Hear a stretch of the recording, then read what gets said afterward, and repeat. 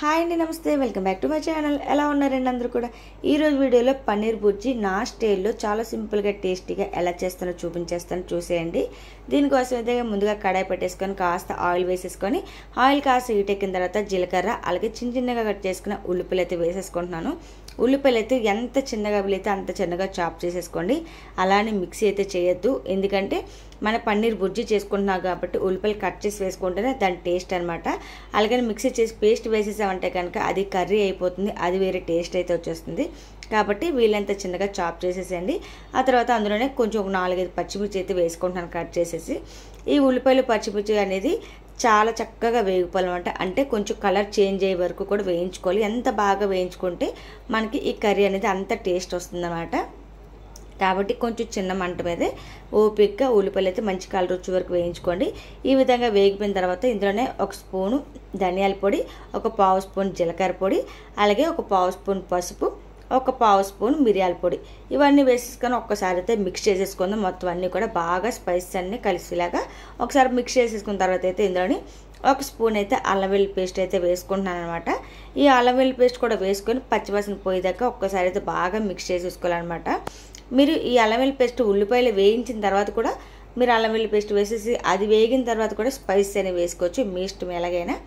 So ఇప్పుడైతే అల్లం వెల్లుల్లి పేస్ట్ పచ్చివాసన పోయేదాకా వేయించేసుకున్న తర్వాత ఇందులో టేస్ట్కి సరిపినంత కారం అనమాట, అలాగే ఉప్పు కూడా మన టేస్ట్ సరిపినంత వేసేసుకొని ఒకసారి అయితే బాగా మిక్స్ చేసేసుకుందాం. ఇప్పుడు బాగా మిక్స్ చేసేసుకున్న తర్వాత అయితే కొంచెం వాటర్ అయితే వేసుకోవాలన్నమాట. ఎందుకంటే డ్రైగా ఉంది అంటే కనుక మనకి ఆ మసాలా అనేది మాడిపోయే అవకాశం ఉంటుంది, కారం అది. కాబట్టి కొంచెం లైట్గా వాటర్ అనేది వేసేసుకొని మూత కానీ పెట్టామంటే కనుక మనకి దాంట్లోంచి ఆయిల్ అనేది రిలీజ్ అవుతుందన్నమాట. చక్కగా ఆయిల్ రిలీజ్ అయిందంటే కనుక మసాలా అంతా కూడా చాలా బాగా కుక్ అయినట్టు అనమాట. సో ఒక 2-3 నిమిషాలు అయితే మూత తీయకుండా ఉంచారంటే కనుక ఈ విధంగా ఆయిల్ తేలుతుంది. చూసారు కదా, చూడడానికి ఎంత బాగుంది కదా, చాలా చక్కగా మనకి ఉడికిపోయింది అనమాట మసాలా అంతా కూడా. ఇప్పుడు ఇందులోనైతే టమాటా కూడా ఒక 2 టమాటాలు అయితే చిన్నగా చాప్ చేసేసాను అనమాట.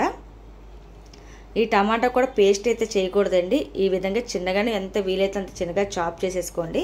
ఈ విధంగా చాప్ చేసేసుకొని దీన్ని కూడా ఒకసారి అయితే బాగా మిక్స్ చేసేసుకొని చాలా సాఫ్ట్ అయ్యే వరకు కూడా కుక్ చేసుకోవాలన్నమాట.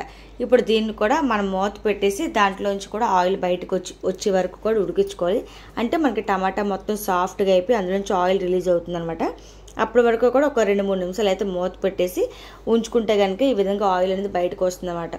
మీరు అదే పనిగా మూత తీసి కదుపుతుంటే కనుక ఆయిల్ బయటికి రాదండి. ఎప్పుడైనా మనం ఏదైనా వేసామంటే కనీసం ఒక 2 నిమిషాలు మూత పెట్టేసి అలా ఉంచేసామంటే కనుక చక్కగా ఆయిల్ అనేది బయటకు వచ్చేస్తుంది అనమాట. మనకి ఎప్పుడైతే ఆయిల్ బయటకు వచ్చిందో మనం వేసుకుంది కూడా చక్కగా ఉడికిపోయినట్టు అర్థం అనమాట. ఇప్పుడైతే అందులో నేను ఒక 1/2 స్పూను గరం మసాలా అలాగే కసూరి మీద అయితే వేసుకున్నాను. ఆ తర్వాత పన్నీర్ అయితే చిన్నగా అయితే కట్ చేసేసుకున్నానండి. పన్నీర్ కూడా మీరు ఎంత చిన్నగా వీలైతే అంత చిన్నగా కట్ చేసుకోండి. మా బాబు గడికి అయితే ఈ విధంగా ఉంటే నచ్చుతుంది కాబట్టి నేనైతే కొంచెం చిన్నగా, మరీ చిన్నగా కాకుండా కొంచెం మామూలు సైజులో కట్ చేశాను. మీరైతే బుర్జీ కాబట్టి ఇంకా చిన్నగా అయితే కట్ చేసేసుకోండి.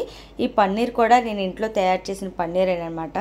పాలు అనేవి విరిగిపోతే దాంతో అయితే ఈ విధంగా పన్నీర్ చేసేసాను. దాన్ని అయితే ఈ విధంగా కూర చేసుకుంటున్నాను అనమాట. ఇప్పుడైతే అందులో కొంచెం వాటర్ అయితే వేసేసుకొని మూత పెట్టేసి ఒక 3 నిమిషాలు వదిలేసామంటే కనుక మనకి కర్రీ అనేది రెడీ అయిపోతుందండి. పన్నీర్ వేసిన తర్వాత మరీ ఎక్కువసేపు అయితే కుక్ చేసుకోకూడదు ఎప్పుడు కూడాను. ఆ పన్నీర్లో ఉన్న వాల్యూస్ అన్నీ కూడా పోతాయి అనమాట. కాబట్టి ఒక 2-3 నిమిషాలు మాత్రమే పన్నీర్ వేసుకొని కుక్ చేసుకోవాలన్నమాట. ఇప్పుడు వచ్చేసి ఆయిల్ బయటికి తేలిపోయింది కాబట్టి కర్రీ మొత్తం అయిపోయినట్టే. చివరగా వచ్చేసి కొంచెం కొత్తిమీర అలాగే నిమ్మకాయ అయితే పిండుకుంటున్నాను. నిమ్మరసం వేయడం వల్ల చాలా మంచి టేస్ట్ అయితే వస్తుందన్నమాట దీనికి. సో ఈ విధంగా చివరిగా నిమ్మరసం కూడా వేసుకొని స్టవ్ ఆఫ్ చేసేసుకోవడం అండి. అంతేనండి పన్నీర్ బుర్జీ. మీకు ఇంకా చెప్తున్నాను కదా, వీలంత చిన్నగా కట్ చేసేసుకోండి, లేదంటే చేతితో కూడా మ్యాష్ చేసి కూడా వేసుకోవచ్చు, మీ ఇష్టం. మీకు ఎలా నచ్చితే అలాగైతే చేసేయండి. కర్రీ అయితే ఇలా దగ్గరగా అయితే ఉంటుంది అనమాట, గ్రేవీ లాగా అయితే ఉండదండి. అంటే ఇగురు అలాగే కొంచెం గ్రేవీ అనేది రాదు, ఈ విధంగా చిక్కగానే ఉంటుందన్నమాట. అలాగే ఉంటుంది పన్నీర్ బుర్జీ అయితే.